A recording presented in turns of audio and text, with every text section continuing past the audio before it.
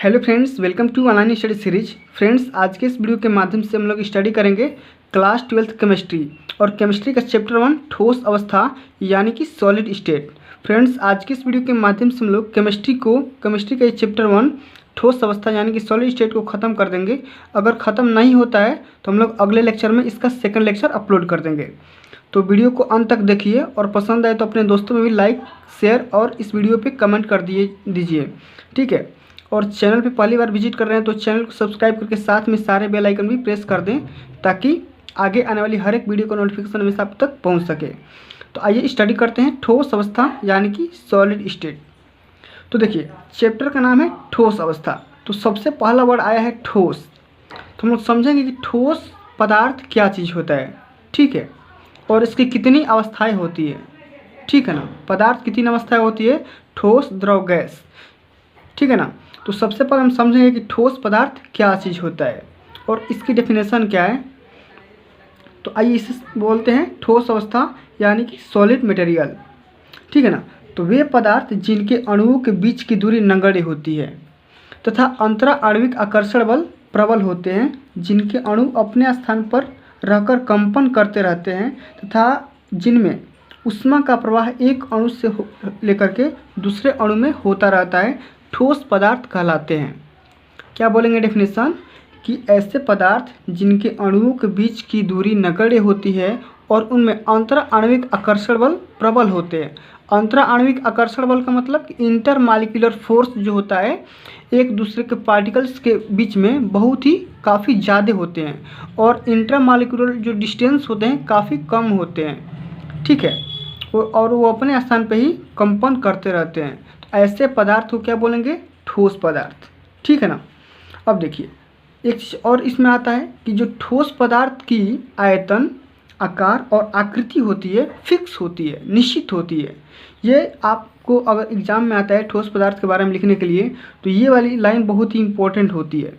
ठोस पदार्थ की आयतन, आकार और आकृति निश्चित होती है, ये आपको लिखना है।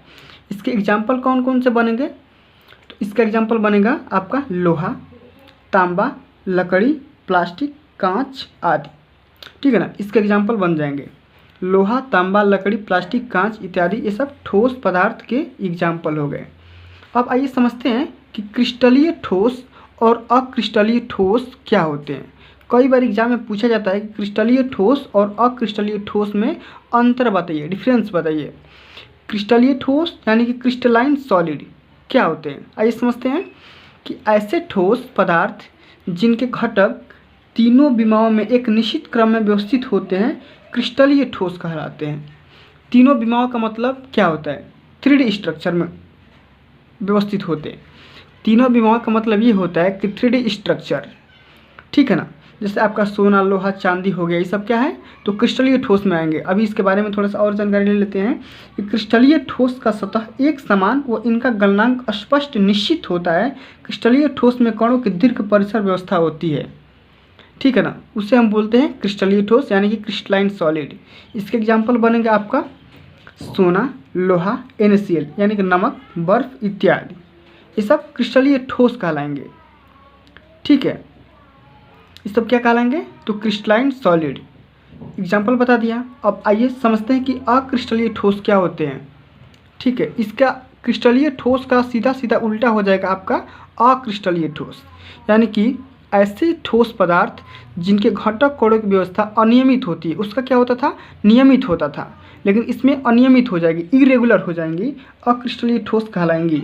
अक्रिस्टलीय ठोस पदार्थ के पृष्ठ एक समान और समतल नहीं होते हैं। क्रिस्टलीय ठोस में क्या होता था, इसके जो पृष्ठ होते थे एक समान और समतल होते थे, लेकिन इसके जो पृष्ठ होंगे असमान और मतलब कि समतल में नहीं होंगे। इनका कोई निश्चित गलनांक नहीं होता है।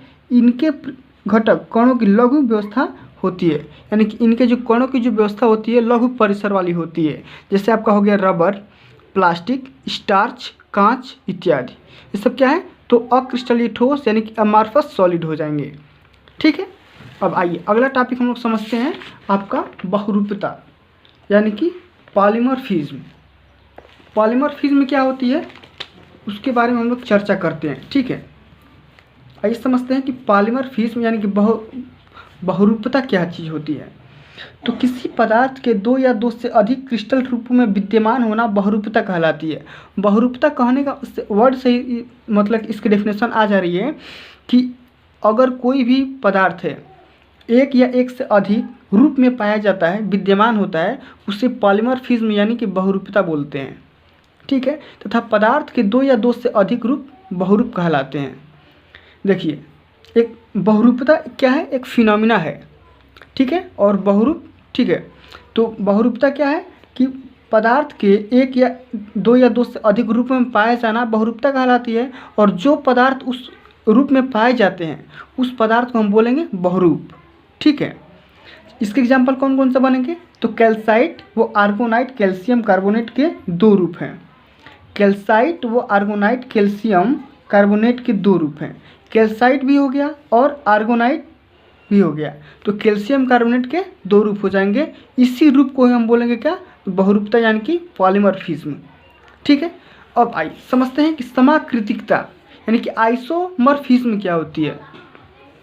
आइसोमॉर्फिज्म क्या होती है?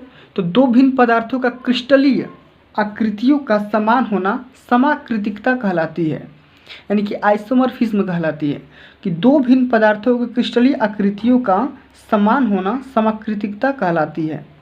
जैसे आपका हो गया FeSO4 7H2O यानी कि फेरस सल्फेट, हरा कशिश, इसे बोलते हैं, क्या बोलते हैं? हरा कशिश।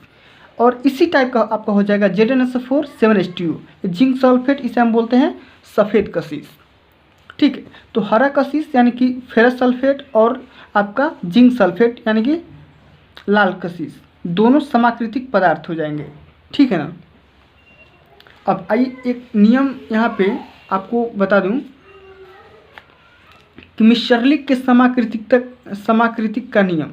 मिस्चरलिक ने एक नियम दिया था समाकृतिक के बारे में। वो नियम क्या कहता है कि इस नियम के अनुसार जिन पदार्थों के रासायनिक गुण मिलते जुलते हैं उन्हें रासायनिक सूत्र भी मिलते जुलते हैं। यानी कि इस नियम के अनुसार ये बोले थे मिस्चरलिक ने कि जिन पदार्थों की रासायनिक गुण मिलते जुलते हैं उनके रासायनिक सूत्र भी मिलते जुलते हैं। अब यहाँ पे देखिए फेरस सल्फेट का FeSO4, यहाँ पे जितने भी परमाणु हैं उतने इसके परमाणु हैं। ठीक है ना। तो FeSO4 7H2O, यहाँ पे भी 7H2O। तो अगर इसका नाम भी मिलेगा तो इसका मतलब कि रासायनिक सूत्र भी मिलता जुलता मिलेगा। यही मिस्चरलिक ने नियम दिया था समाकृतिक का। ठीक है, अब यहाँ पे देखिए ये बंधों की प्रकृति और ठोस पदार्थों के प्रारूप, यानी कि nature of bending and types of solids, यानी कि nature of bending and types of solid, यानी कि बंधों की प्रकृति और ठोस पदार्थों के प्रारूप। कितने टाइप्स के पदार्थ होते हैं, सॉलिड होते हैं, उसके बारे में हम लोग चर्चा करेंगे। तो सबसे जो पहला आपका सॉलिड आएगा वो आएगा आपका परमाणुविक सॉलिड, यानी कि परमाणुविक ठोस, एटॉमिक सॉलिड। इसका डेफिनेशन क्या, इसे किस टाइप से डिफाइन करेंगे? तो ऐसे ठोस पदार्थ जिनका क्रिस्टलीय जालक परमाणुओं से मिलकर बने होते हैं परमाणुविक ठोस कहलाते हैं। देखिए, ऐसे ठोस पदार्थ जिनका क्रिस्टल जालक, अभी क्रिस्टल जालक के बारे में डिटेल्स बताएंगे। ठीक है ना। क्रिस्टल बता दिया, दो टाइप के होते हैं, अक्रिस्टलीय, क्रिस्टलीय। और क्रिस्टल जालक यानी कि क्रिस्टल लैटिस क्या होते हैं उसके बारे में हम लोग चर्चा करने वाले हैं। ठीक है ना, अभी तुरंत करेंगे। तो ऐसे ठोस पदार्थ जिनका क्रिस्टल जालक परमाणुओं से मिलकर बना होता है परमाणुविक ठोस कहलाते हैं। जैसे आपका हो गया हीरा, दूसरा हो गया आपका ग्रेफाइट। तो हीरा और ग्रेफाइट परमाणुविक ठोस के अंतर्गत आएंगे।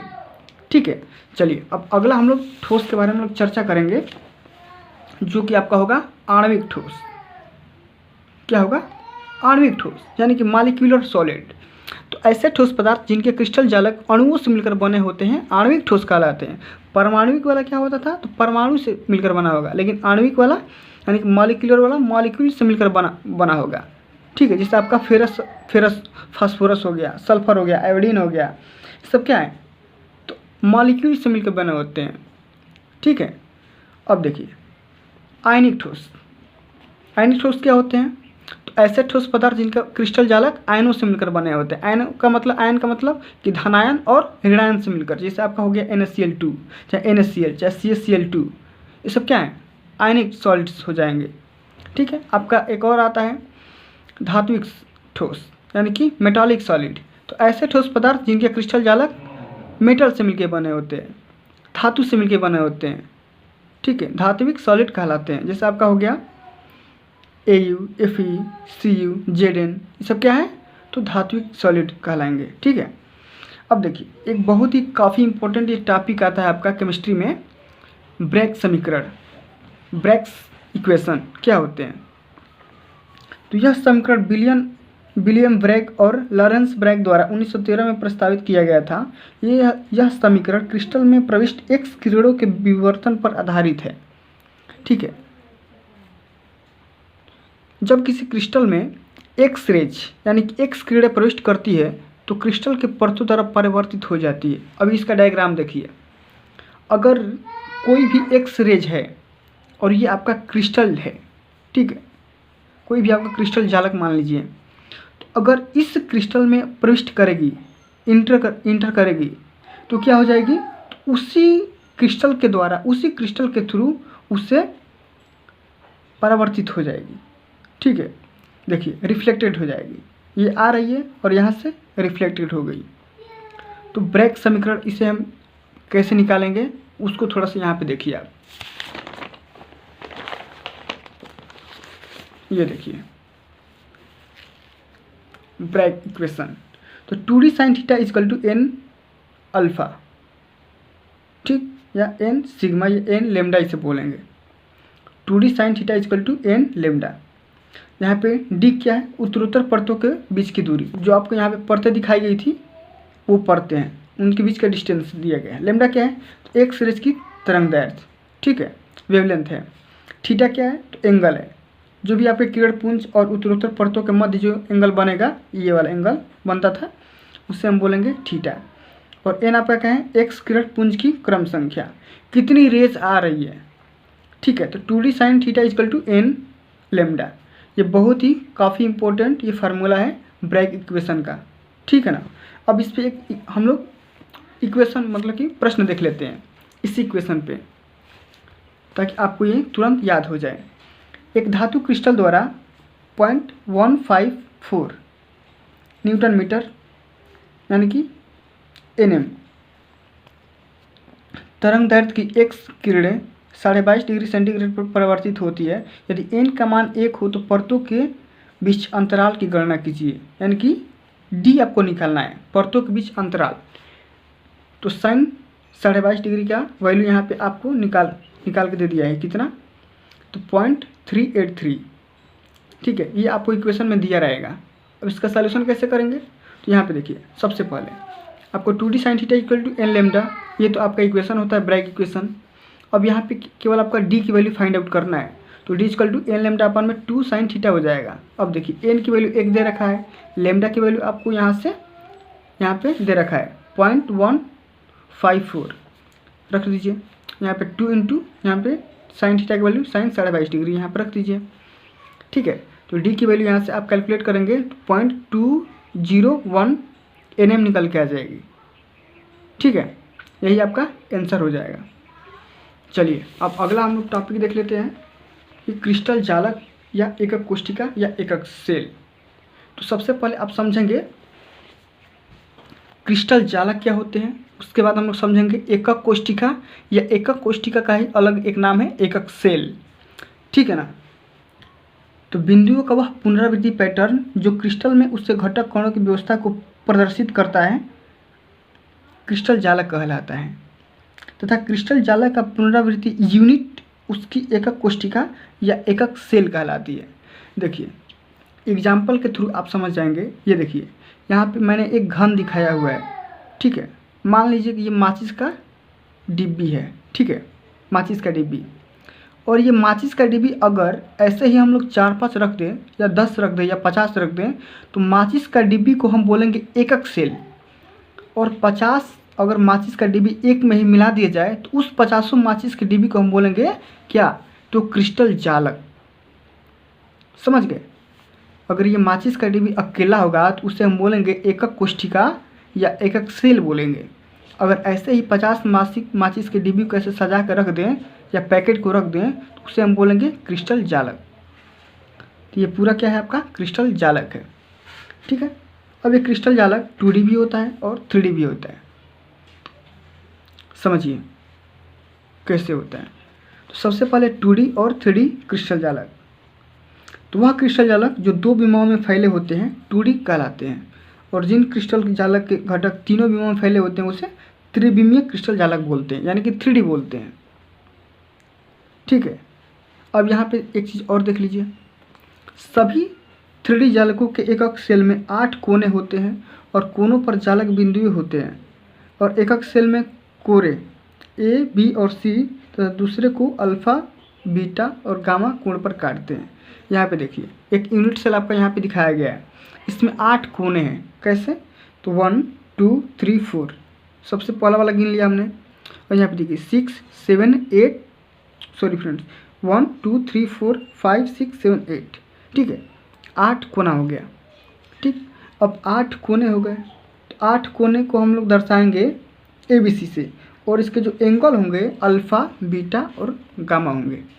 ठीक है, इतनी चीज़ें। आगे हम लोग ये देख लेते हैं कि त्रिविमीय क्रिस्टल जालक निकायों के प्रकार ये कितने टाइप के होते हैं। बहुत ही काफ़ी इम्पोर्टेंट ये मतलब कि टॉपिक है कि 3D क्रिस्टल जालक यानी कि 3D क्रिस्टल लैटिस जो सिस्टम होते हैं कितने टाइप के होते हैं। तो ये आपके होते हैं 7 टाइप के। कौन कौन से? पहला होता है आपका घनी यानी क्यूबिक बोलते हैं, उसके बाद आता है टेट्रागोनल, उसके बाद आता है आपका हेक्सागोनल, उसके बाद आपका आता है ट्राइक्लिनिक, उसके बाद आपका आता है मोनोक्लिनिक, उसके बाद आपका आता है आर्थोरोम्बिक, उसके बाद आता है रोम्बोहेड्रल। ठीक है, तो इसको आप याद कर लीजिए, घनीय, tetragonal, hexagonal, triclinic, monoclinic, orthorhombic, rhombohedral. ठीक है, ये हम लोग भी याद किए हुए थे अपने टाइम में। ठीक है, चलिए सबसे पहले अब हम लोग समझेंगे कि क्यूबिक क्या चीज़ होता है। ठीक है, आइए समझते हैं क्यूबिक के बारे में, डिटेल्स लेते हैं। इस क्रिस्टल निकाय के एक सेल में तीनों कोर बराबर होते हैं, क्यूबिक कहलाते हैं। देखिए यहाँ पे ABC तीनों आपका यहाँ पे क्या हो जाएंगे, तो बराबर हो जाएंगे, और इसके जो एंगल होंगे आपस में 90 डिग्री बनाएंगे। तीनों अल्फ़ा, बीटा और गामा इक्वल टू 90 डिग्री। ठीक है, क्यूबिक हो गया आपका। अब टेट्रागोनल, टेट्रागोनल में A और P बराबर होंगे, लेकिन तीसर का यहाँ पे जो आपका भुजा होगा वो बराबर नहीं होगा। ठीक, वो कोर बराबर नहीं होगा। A और B बराबर होंगे लेकिन तीसर का बराबर नहीं होगा, लेकिन इसके कोण आपस में 90 डिग्री पे होंगे, यानी कि alpha, beta, gamma equal to 90 degree. अब आर्थोरोम्बिक का क्या हालचाल है देख लेते हैं। तो तीनों यहाँ पे कोरों की लंबाई जो होगी बराबर नहीं होगी। ठीक है ना, तो अल्फ़ा यानी कि ABC आपस में बराबर नहीं होंगे, लेकिन इसके एंगल आपस में 90 डिग्री पे होंगे। ठीक है, अब यहाँ पे हम लोग देख लेते हैं कि मोनोक्लिनिक के बारे में देख लेते हैं। तो मोनोक्लिनिक में आपस में सब तीनों बराबर नहीं होंगे, लेकिन ये आपका अल्फ़ा और बीटा 90 डिग्री पे होगा, लेकिन आपका गामा 90 डिग्री का नहीं होगा। ठीक है, ट्राइक्लिनिक के बारे में देख लेते हैं। तो तीनों कोर आपस में बराबर नहीं होंगे, लेकिन आपके एंगल भी आपस में बराबर नहीं होंगे। ठीक है, ये ट्राइक्लिनिक हो गया। रोम्बोहेड्रल को समझ लेते हैं।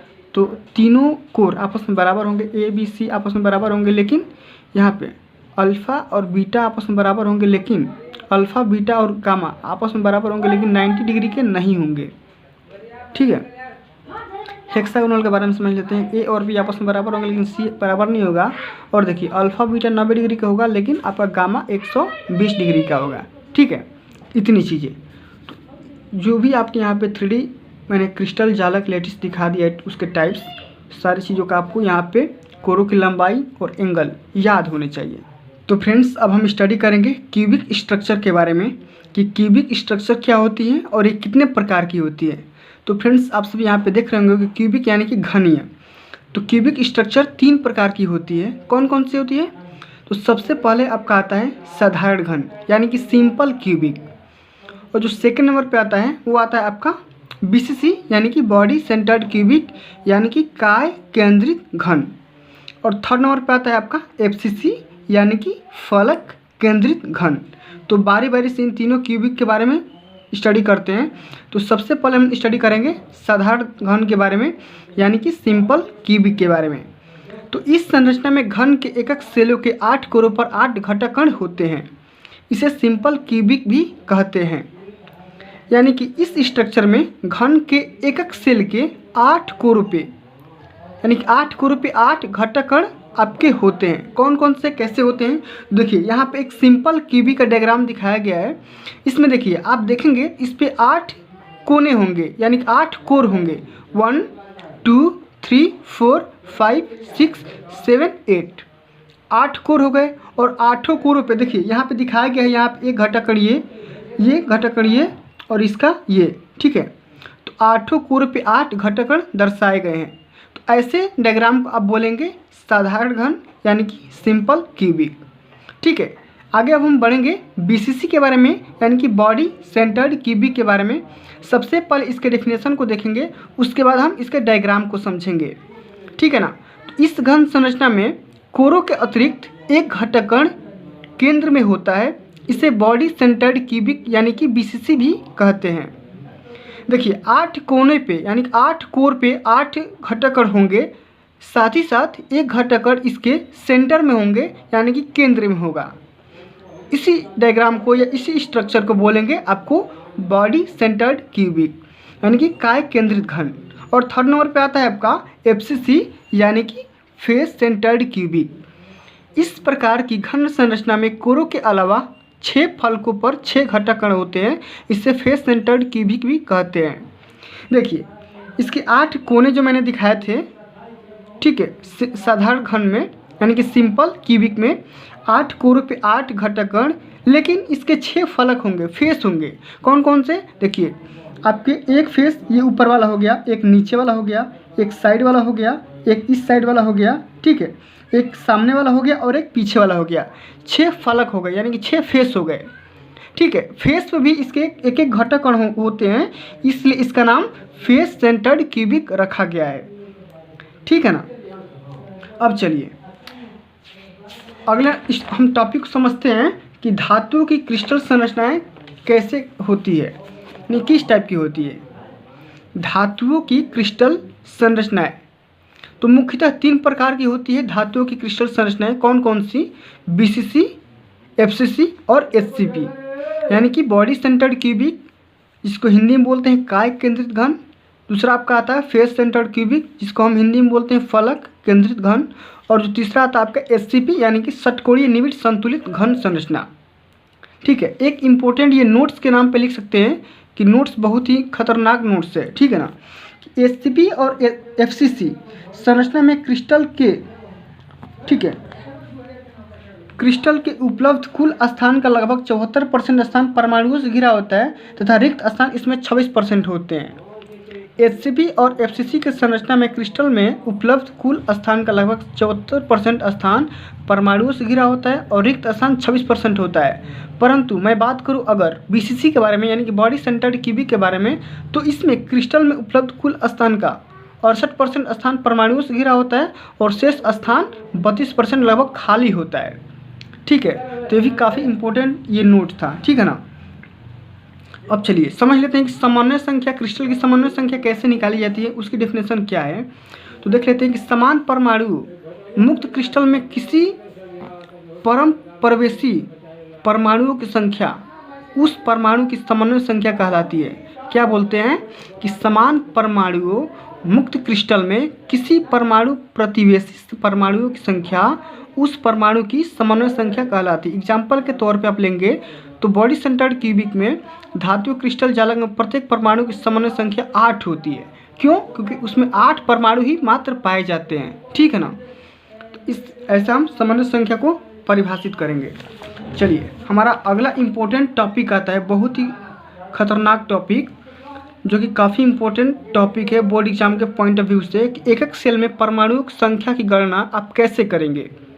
यानी कि यूनिट सेल में जितने भी परमाणु होते हैं उनकी आप गणना कैसे करते हैं। तो उसके 3 टॉपिक हैं, 3 पॉइंट है। अगर आप तीनों पॉइंट को दिमाग में रख लेते हैं तो आप आसानी से परमाणुओं की संख्या निकाल सकते हैं। तो एक एक सेल में, जिसका पहला पॉइंट ये है, एक एक सेल के केंद्र में उपस्थित परमाणु पूर्ण रूप से उस एक एक सेल का ही होता है। देखिए यूनिट सेल के केंद्र में यानी कि सेंटर में जितने भी परमाणु होते हैं वो एकक सेल का होता है। सेकंड पॉइंट ये है कि एकक सेल के प्रत्येक फलक पर फेस पर स्थित परमाणु का आधा भाग उस एकक सेल का होता है। अभी बताएंगे जो एफसीसी अभी आप पढ़ेंगे तो 6 × 1/2 करेंगे तो आपको समझ में आ जाएगा, ठीक है ना। पहले आप इस तीनों पॉइंट समझ लीजिए। एकक सेल के कोने पर स्थित परमाणु का 1/8वां भाग उस एकक सेल का होता है। अब ये तीनों समझ में नहीं आया होगा तो यहाँ पर एग्जाम्पल देखिए।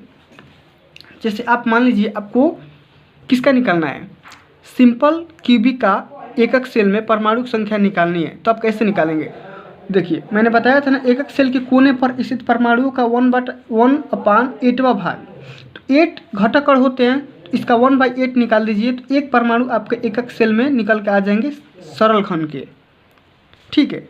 यहीं अगर आप बात करेंगे बीसीसी के बारे में तो यानी कि काय केंद्रित घन एकक सेल में परमाणु की संख्या कैसे निकालेंगे, तो उसमें क्या होता था 8 × 1/8 तो निकाल लेंगे एक परमाणु, और प्लस इसमें इसके जो केंद्र में यानी कि सेंटर में एक परमाणु यहाँ पे होता था तो उस परमाणु को भी हम ऐड कर देंगे तो 2 परमाणु इसमें निकल के आ जाएंगे बॉडी सेंटर्ड क्यूबिक में, ठीक है ना। अब चलिए एफसीसी में भी थोड़ा सा देख लेते हैं कि एफसीसी के एकक सेल में कैसे परमाणु की गणना करते हैं। तो देखिए 6 उसके फलक पे, और मैंने बताया था कि 6 × 1/2 करेंगे, आधा कर देंगे तो 6 × 1/2 कर देंगे और प्लस 8 × 1/8 कर देंगे। 8 क्यों कि उसके कोने पर 8 होते हैं तो 8 का 1/8 कर देंगे तो 3 + 1 4 परमाणु निकल कर आ जाएंगे, ठीक है ना। अब यहाँ पे देखिए 2 मोस्ट इम्पोर्टेंट फार्मूले हैं जो कि आपको याद रखने हैं। कौन कौन से, एकक सेल की घनत्व की परिकल्पना, आप किसी भी यूनिट सेल की डेंसिटी की परिकल्पना कैसे करते हैं उसके 2 फार्मूले हैं, 2 मेथड है। कौन कौन से, तो D = Z × m/v, और सेकंड फार्मूला ये है कि D = Z × m/Na × 1/a³। अब देख समझते हैं कि D, Z, M, V और Na और A इसमें क्या क्या है, क्या चीज़ है। तो D आपका डेंसिटी है यानी घनत्व है, V वॉल्यूम है यानी कि आयतन है, Z एकक सेल में परमाणु की संख्या है, M परमाणु का द्रव्यमान है, और कैपिटल M आपका मोलर द्रव्यमान है, और Na जानते हैं कि एवोगैड्रो संख्या है, और एक कोरों की संख्या है। इसमें आपको ध्यान रखना है कि एक कोरों की संख्या है, जितने भी कोर होंगे, कोने होंगे, उसको आप A से डिनोट करते हैं, ठीक है ना। चलिए अगला पॉइंट हम देखते हैं। पूरा चैप्टर को इसी वीडियो में ख़त्म करना है, ठीक है ना। एकक सेलों की त्रिज्याओं की गणना, किसी भी यूनिट सेल की रेडियस की आप गणना कैसे करते हैं उसके ये 3 फार्मूले दिए गए हैं। सबसे पहले आप निकालेंगे सरल घन का, उसके बाद बीसीसी का, उसके बाद एफसीसी का। तो सिंपल क्यूबिक का निकालेंगे R = a/2, ठीक है ना, R = a/2, और बीसीसी का निकालेंगे तो R = √3/4 × a, ठीक है। और यहीं एफसीसी का देख लेते हैं तो R = √2/4 × a। ए यहाँ पे क्या है, तो कोरों की लंबाई है, यहाँ पे ए क्या है, कोरों की लंबाई है, ठीक है ना। चलिए अगला पॉइंट हम देख लेते हैं। देखिए ये जो पॉइंट है काफ़ी इम्पोर्टेंट है। अभी हमने बात कर रहा था इसमें ठोस अवस्था के बारे में, लेकिन हमने देखा कि ठोस 2 टाइप्स में डिवाइड होते हैं, क्रिस्टलीय और अक्रिस्टलीय। तो क्रिस्टल के बारे में हमने बहुत डिटेल से पढ़ा, और यहाँ पे ये जानेंगे कि क्रिस्टल में दोष होते हैं तो दोष कैसे उत्पन्न हो जाते हैं, क्रिस्टल में डिफेक्ट्स कैसे डेवलप हो जाते हैं, और जो क्रिस्टल में डिफेक्ट उत्पन्न होते हैं कितने टाइप के होते हैं। एग्जाम में पूछा जाता है क्रिस्टल में कौन कौन से दोष होते हैं, दोनों दोष को परिभाषित करिए, एग्जाम्पल लिखिए और दोनों दोष में अंतर बताइए। एग्जाम्पल ये एग्जाम में बहुत बार पूछा गया क्वेश्चन है। तो सबसे पहले समझते हैं कि क्रिस्टल में दोष कौन कौन से होते हैं। तो क्रिस्टल में मुख्यतः 2 प्रकार के दोष होते हैं, ठीक है, जो कि बिंदु त्रुटियाँ होती है जिससे आप क्रिस्टल में दोष कहते हैं। क्रिस्टल में मुख्यतः 2 प्रकार की बिंदु त्रुटियाँ होती है जिससे आप क्रिस्टल में दोष कहते हैं। सबसे पहले आपका आता है शाटकी दोष, ठीक है, और सेकंड नंबर पे आता है आपका फ्रेंकल दोष। तो सबसे पहले हम शाटकी दोष देखेंगे, इसका एग्जाम्पल देखेंगे, इसका डायग्राम भी देखेंगे, ठीक है ना। तो क्रिस्टल में जब परमाणु या विपरीत आवेशित आयन अपने स्थान से विलुप्त हो जाते हैं तो क्रिस्टल में रिक्तिकाएँ उत्पन्न हो जाती है जो शाटकी दोष कहलाती है।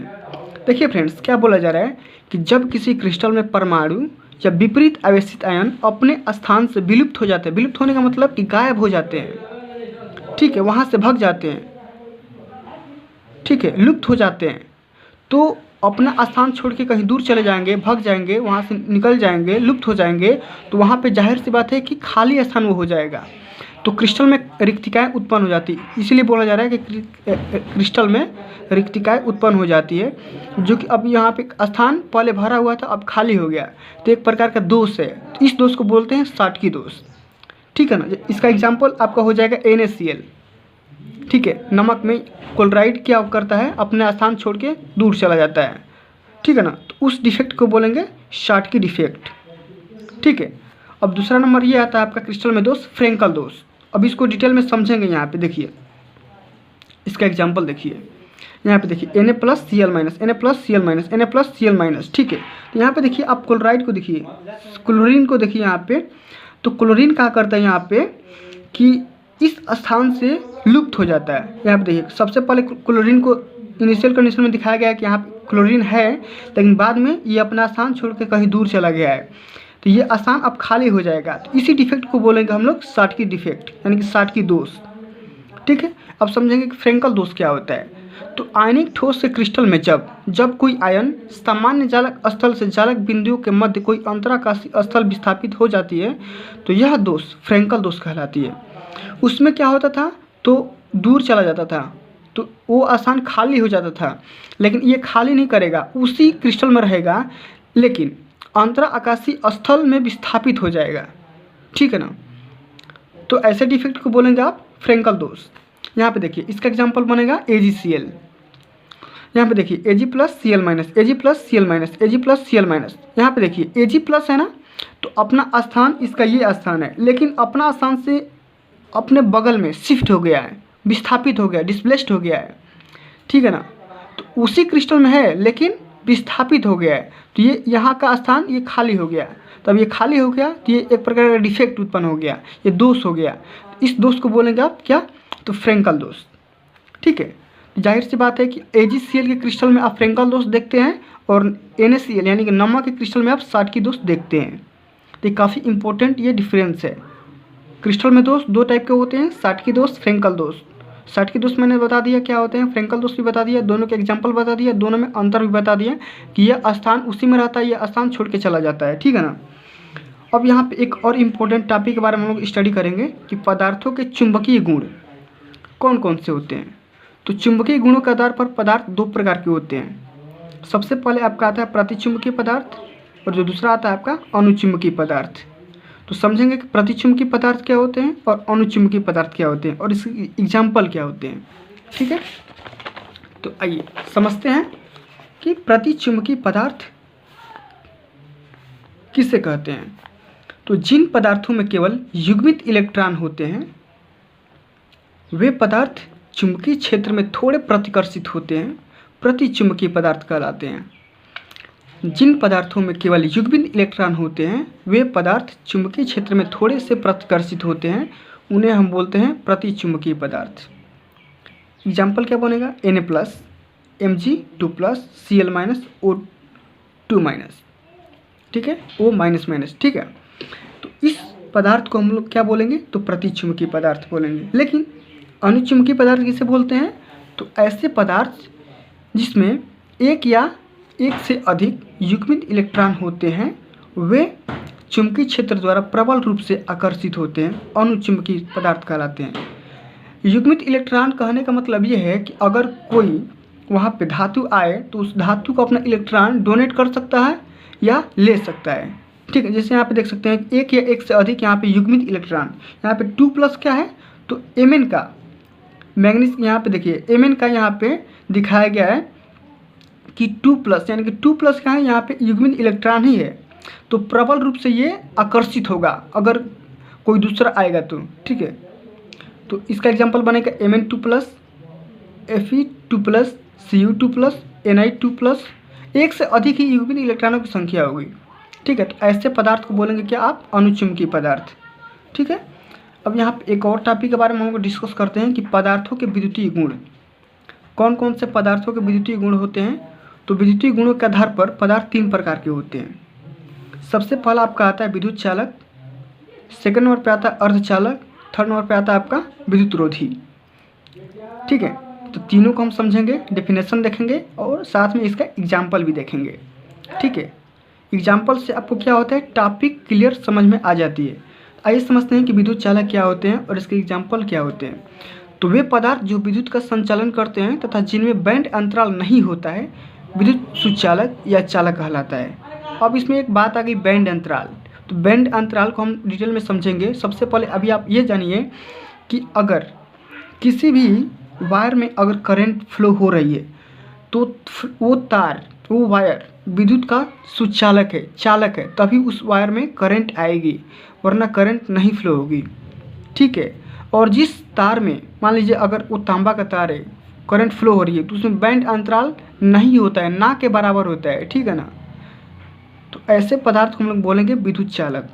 लगभग सभी धातुएं इसके एग्जाम्पल बन सकती है विद्युत चालक के। ठीक है ना। अब देखिए अर्धचालक किसे बोलते हैं।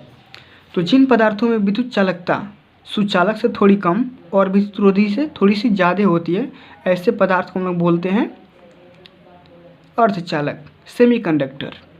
इसमें बैंड अंतराल छोटा होता है। बैंड अंतराल का ये मतलब ये है कि एक इलेक्ट्रॉन और सेकंड इलेक्ट्रॉन के बीच में थोड़ी सी गैप होती है, यानी करंट का फ्लो होगा लेकिन थोड़ा सा रुक रुक के होगा। एग्जाम्पल इसका बनेगा सिलिकॉन, जर्मेनियम। ठीक है, अब समझते हैं कि विद्युतरोधी इंसुलेटर क्या होते हैं। ठीक है, यानी कि ऐसे पदार्थ जो विद्युत का संचालन नहीं होने देता है, इसमें बैंड अंतराल बहुत बड़ा होता है, उसे हम बोलते हैं विद्युतरोधी। जिससे आपकी हो गई अधातु, जैसे प्लास्टिक हो गया, ठीक है, कांच हो गया, लकड़ी हो गया, इसमें करंट फ्लो नहीं होता है। ठीक है, तो जिस किसी धातु में अगर करंट फ्लो नहीं होता है तो वो धातु विद्युतरोधी कहलाएगी। ठीक है, समझ गए। अब यहाँ पे मैंने बोला था बैंड अंतराल के बारे में समझेंगे कि बैंड अंतराल क्या चीज़ होता है। तो किसी ठोस के पूर्ण पूरित एस बैंड और रिक्त पी बैंड के मध्य ऊर्जा अंतराल होता है, उसे ही हम लोग बोलते हैं बैंड अंतराल। जैसे मान लीजिए यहाँ पे एस बैंड जो कि पूरा होगा और पी बैंड खाली होगा। ठीक है, देखिए यहाँ पे दर्शाया भी गया है, एस बैंड ये पूरा है, पी बैंड खाली दर्शाया गया है, और इसके बीच में जो भी यहाँ पे गैप होगा उसी हम गैप को बोलते हैं बैंड अंतराल। ठीक है, अब समझते हैं कि नैश पदार्थ क्या होते हैं। तो शुद्ध पदार्थ को ही हम लोग नैश पदार्थ बोलते हैं। जितने भी शुद्ध मटेरियल हैं, पदार्थ हैं, उसे हम बोलते हैं नैश पदार्थ। ठीक है, अब आपका सबसे लास्ट टॉपिक आता है डोपित अर्धचालक। तो ऐसे अर्धचालक जिसमें किसी उचित प्रकार के पदार्थ मिलाकर उसे सुचालक बनाया जाता है, उसे डोपित अर्धचालक कहते हैं। मान लीजिए कोई सेमीकंडक्टर है और उस सेमीकंडक्टर को आप चाह रहे हैं कि उसको कंडक्टर बनाएं, ठीक है, विद्युत का सुचालक बनाएं, तो उसमें कुछ मटेरियल को आपको मिलाना पड़ेगा, कुछ पदार्थ को आपको मिलाना पड़ेगा। तो एक प्रोसेस होती है डोपिंग। ठीक है, डोपिंग एक प्रोसेस होती है, उसी डोपिंग के थ्रू आप ये अर्धचालक को चालक में कन्वर्ट करेंगे।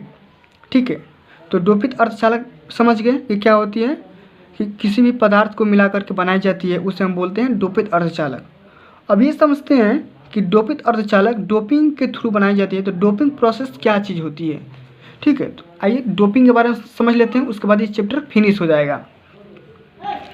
किसी नैश पदार्थ में अशुद्धियाँ मिलाने की प्रक्रिया डोपिंग कहलाती है। तो नैश पदार्थ क्या होते हैं, तो शुद्ध पदार्थ को ही हम लोग नैश पदार्थ बोलते हैं। तो किसी भी शुद्ध पदार्थ में अशुद्धियाँ मिलाने की प्रक्रिया, अशुद्धि मतलब कुछ भी, ठीक है, शुद्ध पदार्थ नहीं होना चाहिए, उसमें अशुद्धि मिलाएंगे तो हो जाएगी डोपिंग। समझ गए। तो फ्रेंड्स, ये था आपका क्लास 12 केमिस्ट्री का चैप्टर 1, जिसका नाम था सॉलिड स्टेट यानी कि ठोस अवस्था। तो ठोस अवस्था को हम लोग पूरे डिटेल से कवर कर लिया, और आगे आने वाले वीडियोस के माध्यम से हम लोग सेकंड चैप्टर, जो भी इसका केमिस्ट्री का सेकंड चैप्टर होगा, उसको भी हम लोग डिटेल में समझेंगे, और बाकी जितने भी इंपॉर्टेंट टाइप के क्वेश्चंस होंगे, टॉपिक होंगे, उसको अलग से हम लोग केमिस्ट्री को लेके चलेंगे। बाकी बोर्ड एग्जाम 2022 के लिए हम लोग पूरे तैयारी के साथ लगे हुए हैं, ठीक है ना, और इस बार ज़ोर शोर से पूरी यहाँ पे सिलेबस आने वाले हैं।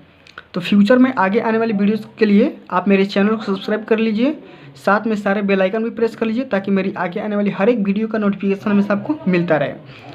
अगर आप चाहते हैं इस वीडियो का PDF आपको चाहिए, तो आपको कमेंट बॉक्स में इसको PDF बस लिखना है, और कुछ नहीं लिखना है। PDF लिख देंगे, मैं वहाँ पे तुरंत उसका लिंक दे दूँगा, ठीक है ना। तो फ्रेंड्स, आज के लिए बस इतना ही, मिलते हैं अगले वीडियो में। तब तक के लिए जय हिंद, जय भारत, वंदे मातरम।